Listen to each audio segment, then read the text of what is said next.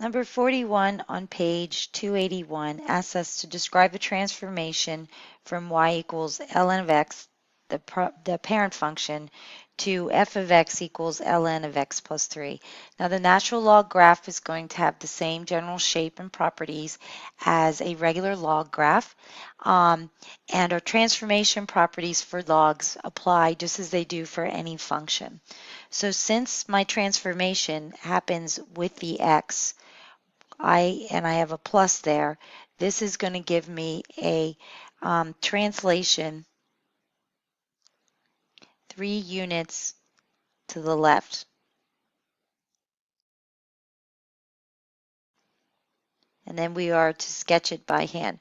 Just very quickly, I just want to point out the parent function has an x-intercept at 1.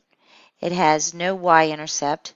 There is a vertical asymptote at 0, and it's always increasing. So it looks like this shape. So our graph is going to be shifted over 3 units to the right. So that puts our x-intercept at -2, our vertical asymptote at -3, and it's still going to have the same shape like this. Whoops, like that. To show you on the calculator, though, it is going to look like this. The blue line is the parent graph, and the red line is our transformed graph that's been translated 3 units to the left.